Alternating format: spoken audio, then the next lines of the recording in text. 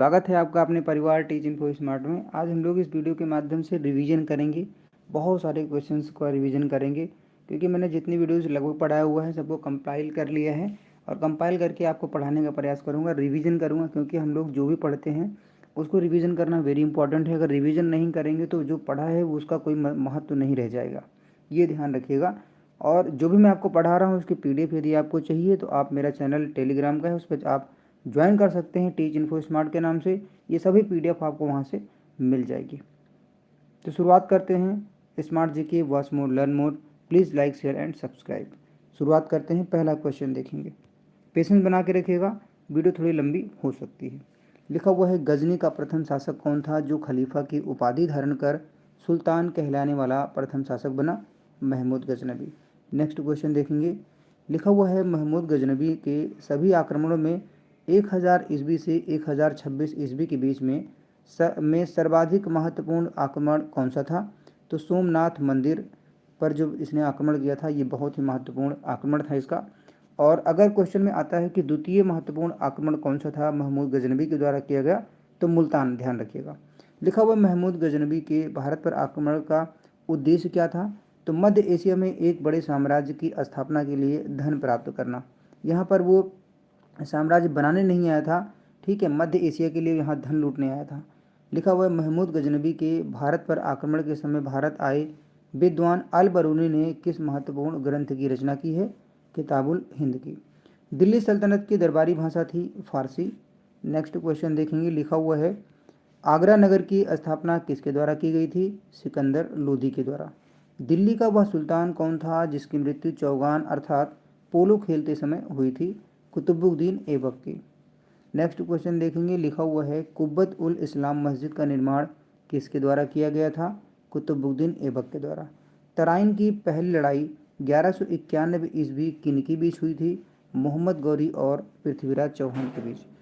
ध्यान रखिएगा, तराइन की पहली लड़ाई और तराइन की दूसरी लड़ाई दोनों बैक टू बैक हुई हैं। पहली लड़ाई 1191 में हुई है, दूसरी लड़ाई 1192 में हुई है। पहली लड़ाई में पृथ्वीराज चौहान ने मोहम्मद गौरी को हरा दिया था।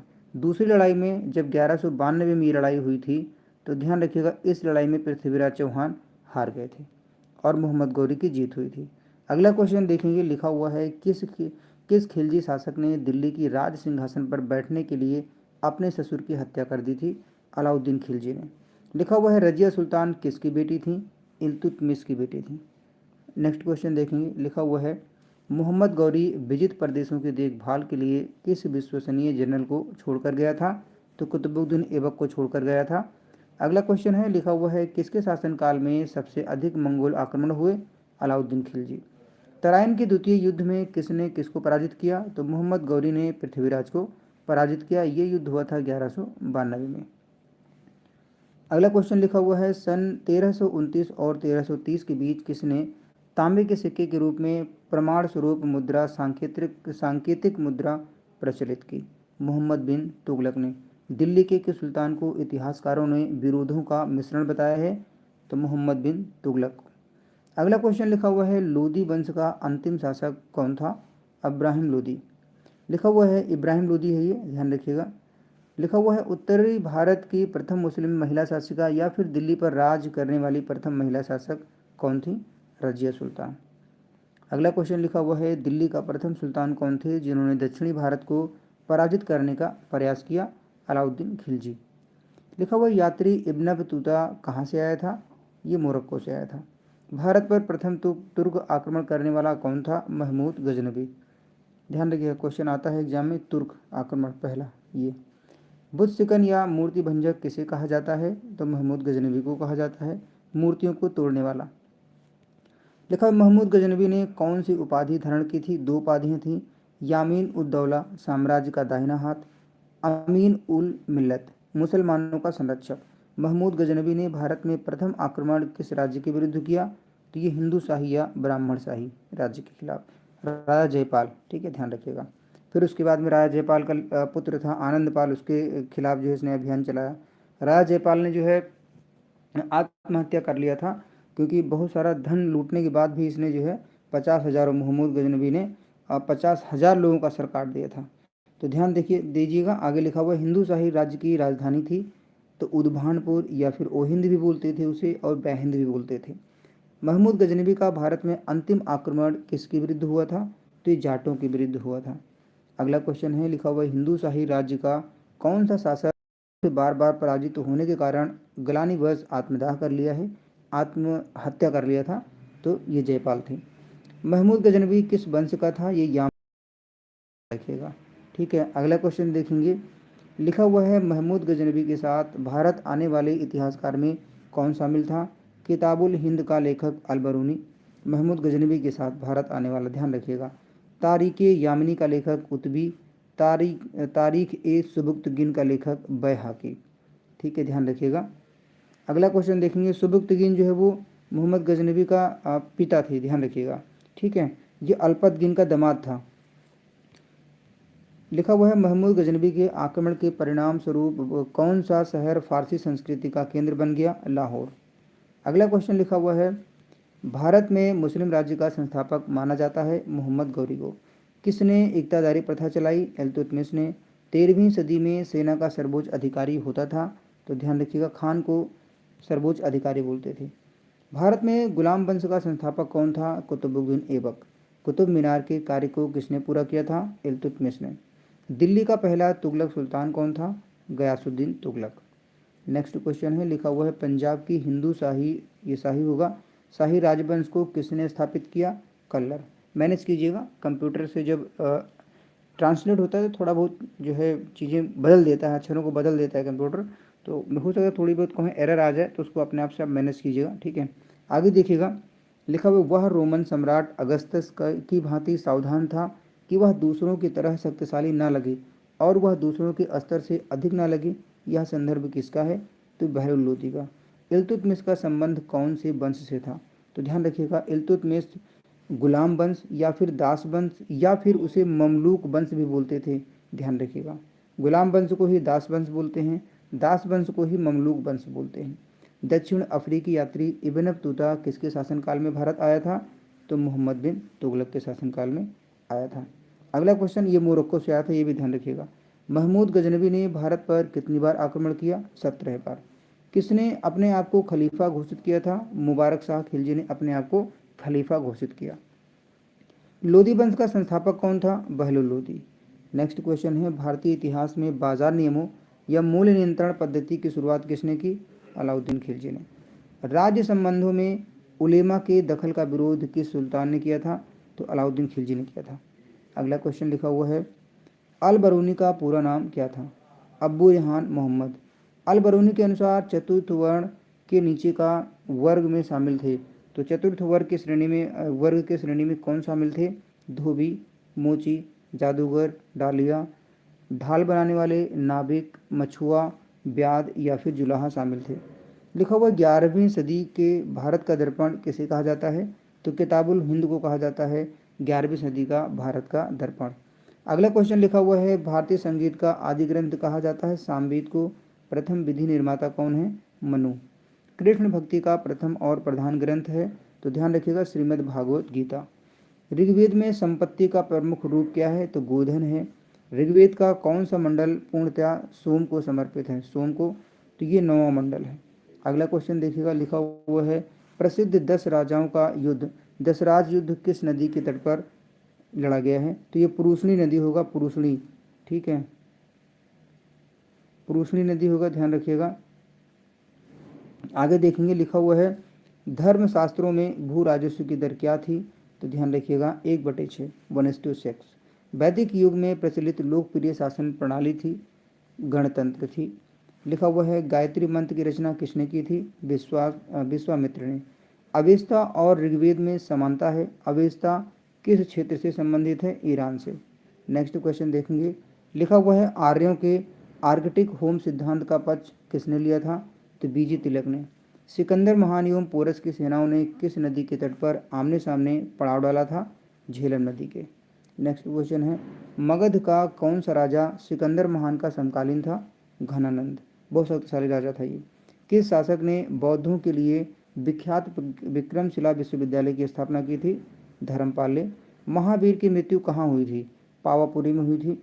लिखा हुआ है बौद्धवाद के समय किस भाषा का प्रचार किया गया, तो पाली भाषा का प्रचार किया गया था। लिखा हुआ प्राचीनतम विश्वविद्यालय कौन सा था, नालंदा विश्वविद्यालय प्राचीनतम विश्वविद्यालय है। गौतम बुद्ध द्वारा भिक्षुणी संघ की स्थापना कहाँ की गई थी, वैशाली में। तृतीय बौद्ध संगीत कहाँ पर आयोजित हुई, पाटलिपुत्र में ये आयोजित हुई थी। अगला क्वेश्चन लिखा हुआ है कनिष्क के शासनकाल में चतुर्थ बौद्ध संगीत सभा किस नगर में हुई थी, कुंडलवन कश्मीर में हुई थी। गौतम बुद्ध का जन्म कब हुआ था, 563 ईसा पूर्व। लिखा हुआ कौटिल्य किसका प्रधानमंत्री था, चंद्रगुप्त मौर्य का। चाणक्य। सांची किस कला या मूर्ति कला का निरूपण करता है, बौद्ध कला का। मुद्रा राक्षस के लेखक कौन है, विशाखदत्त हैं। नेक्स्ट क्वेश्चन है लिखा हुआ है अशोक के शिलालेखों में प्रयुक्त भाषा है प्राकृत। तक्षशिला विश्वविद्यालय कहाँ स्थित है, पाकिस्तान में है ये। चरक किसके राज चिकित्सक थे, कनिष्क के थे। लिखा हुआ है मौर्य के बाद दक्षिण भारत में सबसे प्रभावशाली राज्य था सातवाहन। गुप्त राजवंश किस लिए प्रसिद्ध था, कला एवं स्थापत्य के लिए। बाल विवाह की प्रथा आरंभ हुई थी, गुप्त काल में आरंभ हुई थी। अगला क्वेश्चन लिखा हुआ है नाट्यशास्त्र की रचना किसने की, भरत मुनि ने किया था। चालुक्य वंश का सर्वाधिक प्रसिद्ध शासक था पुलकेशिन सेकंड। दिल्ली सल्तनत में इनाम की भूमि किसे दिया जाता था, विद्वान और धार्मिक व्यक्ति को। अगला क्वेश्चन लिखा हुआ है भारत में मुस्लिम राज का संस्थापक माना जाता है मोहम्मद गौरी को। किसने इक्तादारी प्रथा चलाई थी, तो इक्तादारी प्रथा इल्तुतमिश ने चलाया था। लाख बख्श के नाम से किसे जाना जाता है, कुतुबुद्दीन ऐबक को। यात्री इब्न बतूता कहाँ से आया था, मोरक्को से आया था। अगला क्वेश्चन लिखा हुआ है भारत पर प्रथम तुर्क आक्रमण करने वाला कौन था, तो ये महमूद गजनवी था। बुद्ध शिकन या मूर्ति भंजक किसे कहा जाता है, तो ये है महमूद गजनवी। आगे देखिएगा हम लोग पढ़ चुके हैं इसको। लिखा हुआ अलबरूनी किसके शासनकाल में इतिहासकार था, महमूद गजनवी के।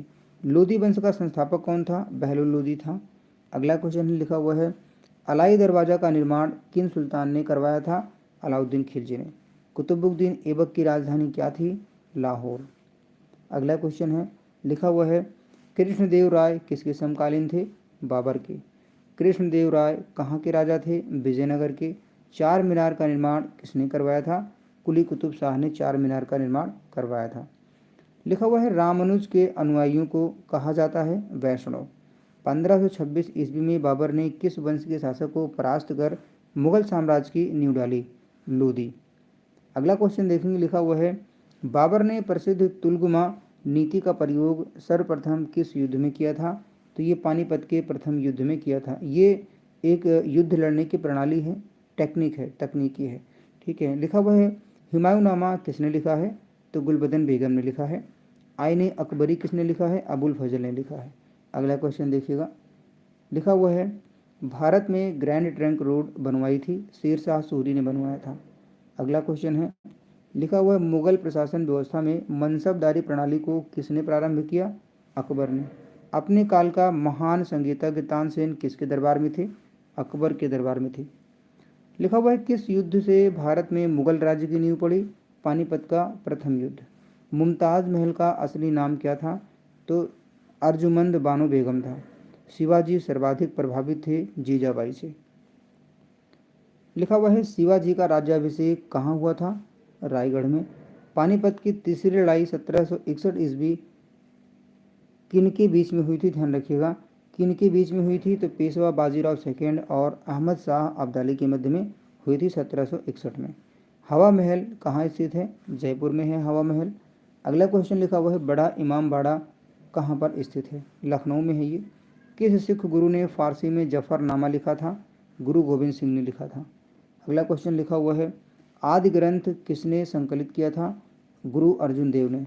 राजा राम मोहन राय द्वारा ब्रह्म समाज की स्थापना कब की गई थी, 1828 ईस्वी में।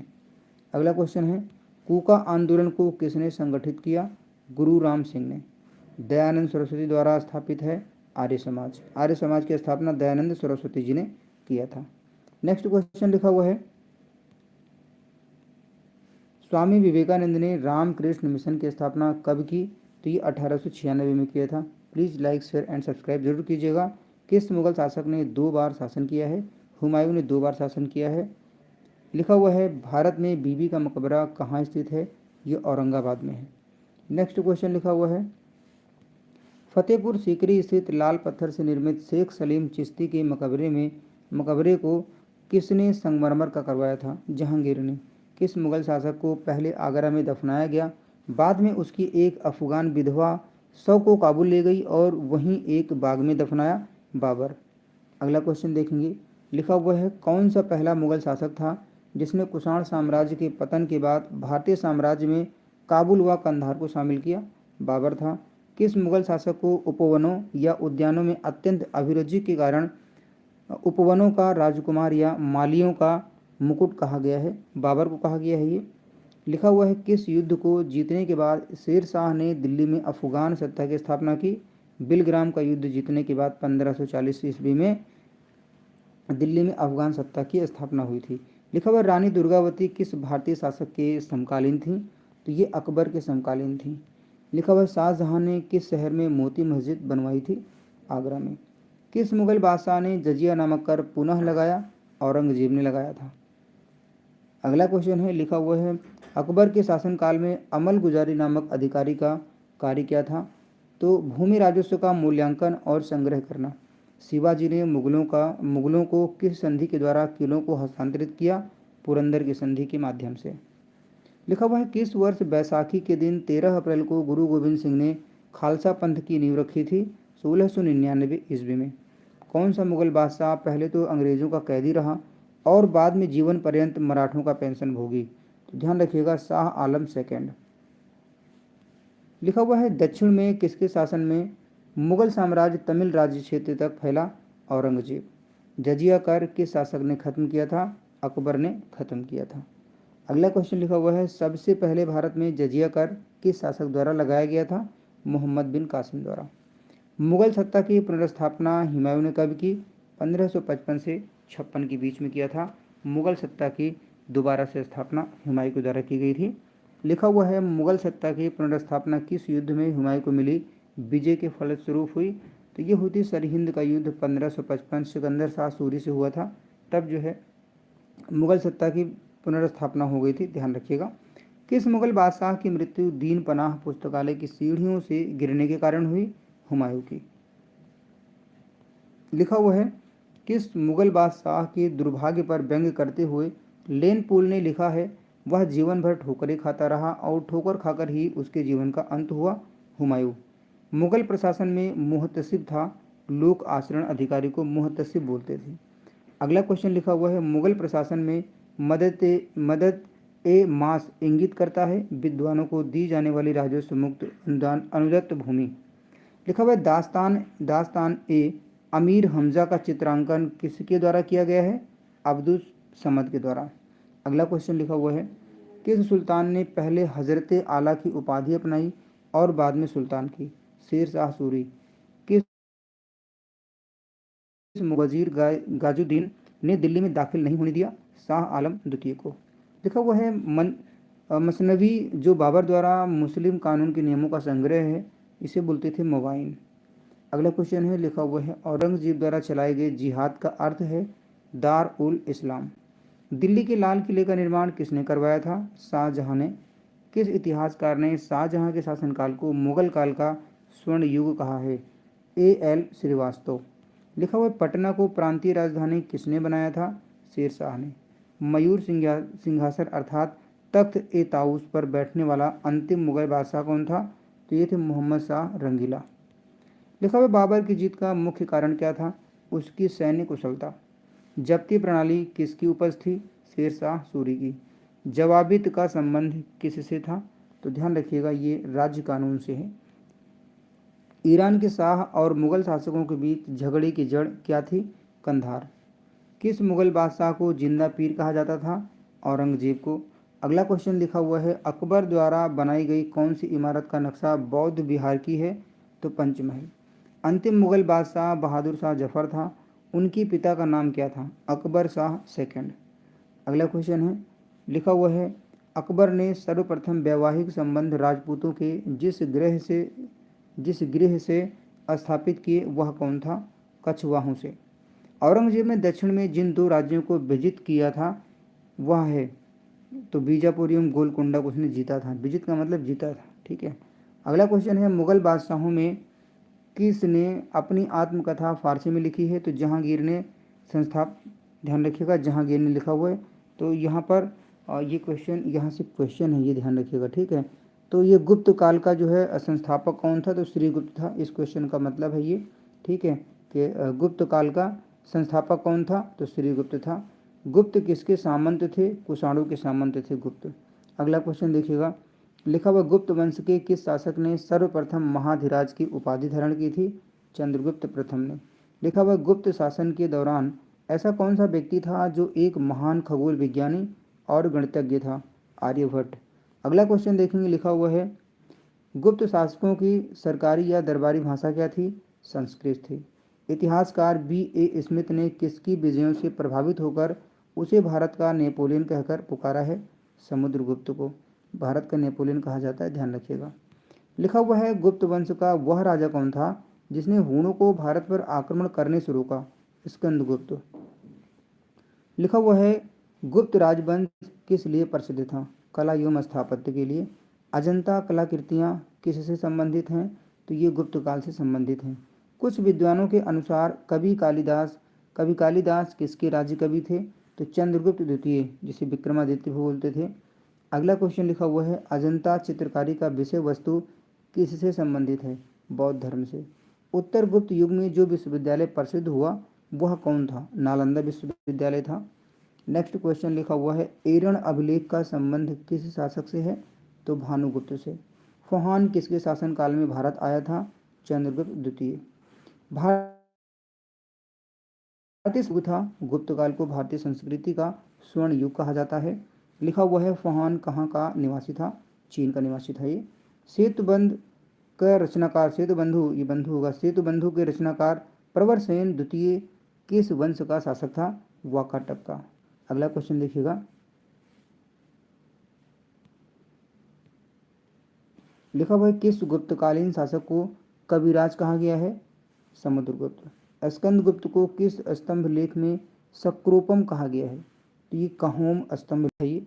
नेक्स्ट क्वेश्चन देखेंगे, लिखा हुआ है श्रीलंका के राजा मेघवर्मन ने किस स्थान पर भगवान बुद्ध का मंदिर बनवाने के लिए समुद्रगुप्त से अनुमति मांगी थी? बोधगया में। मंदिर निर्माण कला का जन्म सर्वप्रथम कब हुआ है? गुप्त काल में ही हुआ है। मंदिर निर्माण का कला जो थी, मंदिर निर्माण करने की, उसका और उसकी शुरुआत तो गुप्त काल से मानी जाती है। लिखा हुआ है चंद्रगुप्त द्वितीय ने विक्रमादित्य की उपाधि कब धारण की? शकों का उन्मूलन करने के बाद। गुप्त काल के सर्वाधिक लोकप्रिय देवता कौन थे? विष्णु थे।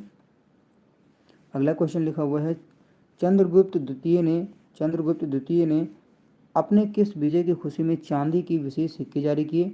शकों को पराजित करने के बाद। महरौली जो कि दिल्ली में स्थित है। लौह स्तंभ का निर्माण किस सदी में हुआ है? चतुर्थ सदी में हुआ है, चतुर्थ सदी ईस्वी में। लिखा हुआ वैनसोंग और फुहान ने किन शासकों के राज्यों को देखा है? तो हर्षवर्धन को वैनसोंग ने एंड फुहान ने चंद्रगुप्त विक्रमादित्य के शासनकाल को देखा हुआ है। धनवंतरी कौन थे? तो चंद्रगुप्त विक्रमादित्य के राज दरबार के नवरत्न में से एक, जो कि प्रसिद्ध चिकित्सक थे। तो ध्यान रखिएगा धनवंतरी क्या थे? एक चिकित्सक थे। अगला क्वेश्चन देखिएगा, लिखा हुआ है गुप्तकालीन शासन प्रणाली किस प्रकार की? ये राजतंत्रात्मक थी।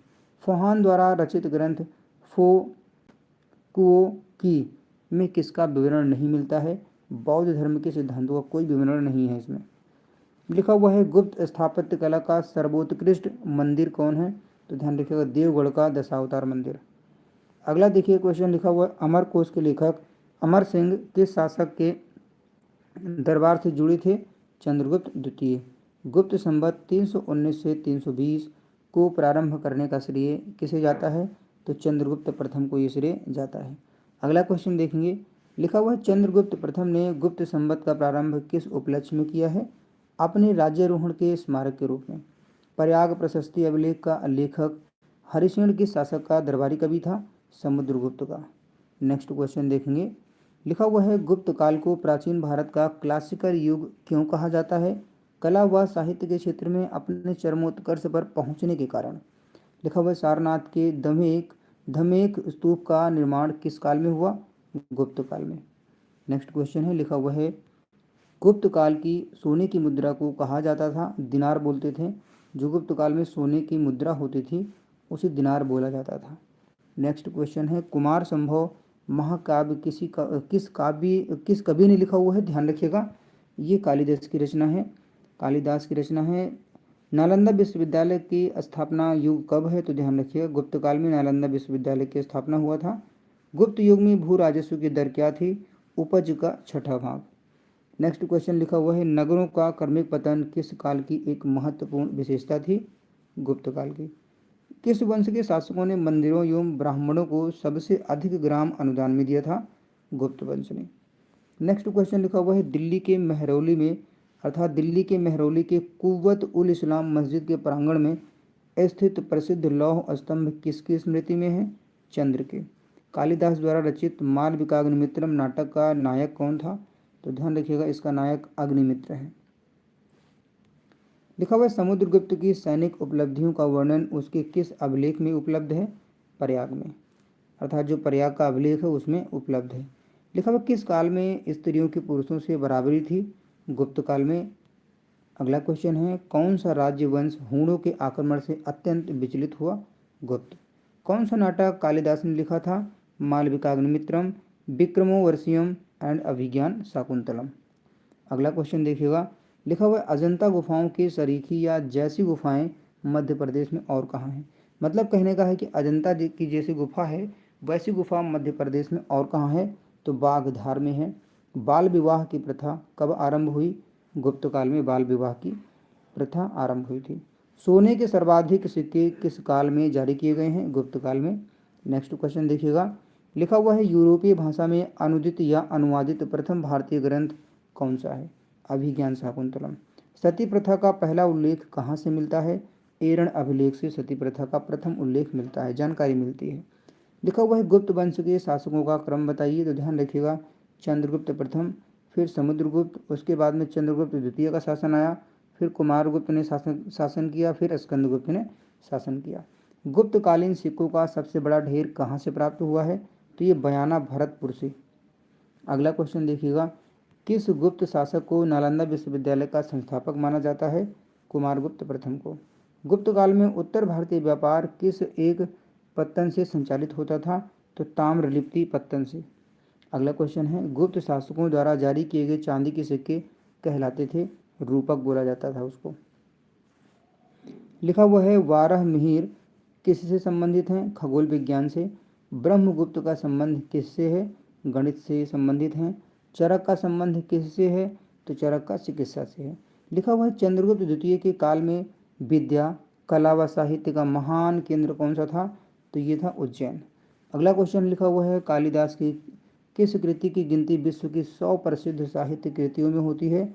अभिज्ञान शाकुंतलम की। वर्तमान गणित में दशमलव प्रणाली आविष्कार का श्रेय किस युग को जाता है? तो गुप्त युग को जाता है। नेक्स्ट क्वेश्चन है, गुप्त वंश के पतन का कारण क्या था? गुप्त वंश के पतन का क्या कारण था? समाप्ति का। तो ध्यान रखिएगा, ये 2-3 कारण हैं इसके। स्कंदगुप्त के बाद केंद्र की शक्तियों का दुर्बल होना, हूणों का आक्रमण एंड प्रांतीय शासकों का विद्रोह, यही 3 कारण थे। ठीक है। लिखा हुआ, किस गुप्त शासक ने अपने सिक्कों पर अपने को बीड़ा, ये बीड़ा लिख दिया है, बीड़ा होगा यहाँ पर, ठीक है, बीड़ा बजाते हुए आकृति में अंकित करवाया है? समुद्रगुप्त ने। अगला क्वेश्चन देखिएगा, वह प्रथम भारतीय विद्वान कौन था जिसने गणित को एक पृथक विषय के रूप में स्थापित किया? आर्यभट्ट। गुप्तकालीन पुस्तक नवनीतकम का संबंध है चिकित्सा से। अगला क्वेश्चन है, लिखा हुआ है, तांबा का सिक्का जारी करने वाला पहला गुप्त शासक कौन था? रामगुप्त। प्रयाग प्रशस्ति अभिलेख का संबंध किस शासक से है? समुद्रगुप्त से है, ध्यान रखिएगा। लिखा हुआ है, महरौली लौह स्तंभ अभिलेख का संबंध किस शासक से है? चंद्रगुप्त द्वितीय। एक बार मैं और आपको बता देता हूँ, ये वीडियोज़ मैं पहले अपलोड कर चुका हूँ छोटे छोटे टुकड़ों में। मैं इसमें कंपाइल करके आपको रिवीजन करवा रहा हूँ, ध्यान दीजिएगा। लिखा हुआ है, भीतरी स्तंभ लेख का संबंध किससे है? स्कंदगुप्त से। चंद्रगुप्त प्रथम ने कौन सी उपाधि धारण की थी? महाधिराज की। समुद्रगुप्त ने कौन सी उपाधि धारण की थी? अश्वमेध पराक्रम की। अगला क्वेश्चन है, लिखा हुआ है, चंद्रगुप्त द्वितीय ने कौन सी उपाधि धारण किया था? तो परम भागवत की उपाधि इन्होंने धारण किया था। कुमार देवी लिच्छवी किस शासक की पत्नी थी? तो ये चंद्रगुप्त प्रथम की पत्नी थी। रामगुप्त की पत्नी का क्या नाम था? ध्रुव देवी। ध्यान रखिएगा, ये सब क्वेश्चन आ जाते हैं एग्जाम में, ठीक है, इसको स्किप नहीं करना, सबको पढ़ना है ध्यान से, सभी क्वेश्चन वेरी वेरी इंपॉर्टेंट। लिखा हुआ है समुद्रगुप्त की पत्नी का क्या नाम था? दत्ता देवी। रुद्रसेन द्वितीय की पत्नी का क्या नाम था? प्रभावती गुप्त। लिखा हुआ किस गुप्त शासक ने दक्षिणापथ में स्थित 12 राज्यों पर धर्म विजय की? तो ध्यान रखिएगा, समुद्रगुप्त ने। लिखा हुआ है किसने अंतिम शक शासक रुद्रसिंह तृतीय को पराजित कर और उसकी हत्या कर शकों का अंतिम रूप से उन्मूलन किया? चंद्रगुप्त द्वितीय ने। मिहिर कुल का संबंध था हूणों से। अगला क्वेश्चन लिखा हुआ है कन्नौज को सर्वप्रथम महत्व प्रदान करने वाली थी? तो मौखरी। लिखा हुआ है गुप्त राजा जिसने विक्रमादित्य की पदवी ग्रहण की थी? चंद्रगुप्त द्वितीय थे वो। लिखा हुआ कुतुब मीनार के निकट स्थित लौह स्तंभ वैज्ञानिकों का ध्यान क्यों खींच रहा है? तो ध्यान रखिएगा, वो इसलिए खींच रहा है क्योंकि उसका जंग रोधकता के कारण उसमें जंग नहीं लगती है, इसीलिए, ठीक है। लिखा हुआ है प्राचीन भारत में गुप्त काल से संबंधित गुफा चित्रांकन के केवल 2 उदाहरण उपलब्ध हैं। इनमें से एक अजंता की गुफाओं में दिया गया चित्रांकन है। गुप्त काल के चित्रांकन का दूसरा अवशिष्ट उदाहरण किस स्थान पर उपलब्ध है? तो ध्यान रखिएगा, ये है बाघ गुफाएं। लिखा हुआ है परम भागवत उपाधि धारण करने वाला प्रथम गुप्त शासक था? समुद्रगुप्त, ठीक है, ध्यान रखिएगा। अब यहाँ से दूसरा क्वेश्चन शुरू होता है। लिखा हुआ ये इसको यहाँ तक ये आंसर है। किस फसल का ज्ञान वैदिक काल के लोगों को नहीं था? तो ये तंबाकू का ज्ञान वैदिक काल के लोगों को नहीं था। लिखा हुआ है वैदिक काल के वेद विरोधी और ब्राह्मण विरोधी धार्मिक अध्यापकों को किस नाम से जाना जाता था? श्रमण बोलते थे। वेदों की संख्या कितनी है? 4। आगे देखिएगा, लिखा हुआ है ऋग्वेद के किस मंडल में शूद्र का उल्लेख मिलता है? पहली बार 10वें मंडल में। लिखा हुआ पुराणों की संख्या कितनी है? 18। वैदिक धर्म का मुख्य लक्षण किसकी उपासना करना था? प्रकृति का। अगला क्वेश्चन लिखा हुआ है किस देवता के लिए ये ऋग्वेद लिखा है, ऋग्वेद होगा। किस देवता के लिए ऋग्वेद में पुरंदर शब्द का प्रयोग हुआ है? अगला क्वेश्चन देखिएगा, ये इंद्र के लिए है, ध्यान रखिएगा। अगला क्वेश्चन देखेंगे, लिखा हुआ है शुल्ब सूत्र किस विषय से संबंधित पुस्तक है? जयमती से। लिखा हुआ है, ध्यान रखिएगा, लिखा हुआ है आर्य भारत में बाहर से आए और सर्वप्रथम कहाँ बसे थे? पंजाब में। न्याय दर्शन को प्रचारित किया था गौतम ने। अगला क्वेश्चन देखिएगा, लिखा हुआ है प्राचीन भारत में निष्क से जाने जाते थे तांबे के सिक्के। योग दर्शन के प्रतिपादक हैं पतंजलि। आरंभिक वैदिक साहित्य में सर्वाधिक वर्णित नदी है? सिंधु नदी है। लिखा हुआ उपनिषद काल के राजा अश्वपति शासक थे? के। वैदिक नदी गुफा, ये कुभा होगा, गुफा हो गया है कुभा का स्थान कहाँ निर्धारित होना चाहिए? तो कुभा मीन्स काबुल कह सकते हो, कुभा, ठीक है। तो कुभा और का से काबुल पड़ता है अफगानिस्तान में, ठीक है, ध्यान रखिएगा। अगला क्वेश्चन देखेंगे, लिखा हुआ है भारत के किस स्थल की खुदाई से लौह धातु के प्रचलन के प्राचीनतम प्रमाण मिले हैं? अतरंजी खेड़ा। किस प्रकार का मृत भांड भारत में द्वितीय नगरीकरण या शहरीकरण के प्रारंभ का प्रतीक माना गया? उत्तरी काले पॉलिशकृत बर्तन। लिखा हुआ है नंद वंश का अंतिम सम्राट कौन था? घनानंद। अभिलेखीय साक्ष्य से प्रकट होता है कि नंद राजा के आदेश से एक नहर को खोदी गई थी, ठीक है, एक नहर खोदी गई थी, ध्यान रखिएगा, खोदी गई थी कहाँ पर? कलिंग में। अगला क्वेश्चन देखेंगे, लिखा हुआ किस मुगल सम्राट ने अंग का विलय अपने राज्य में कर लिया?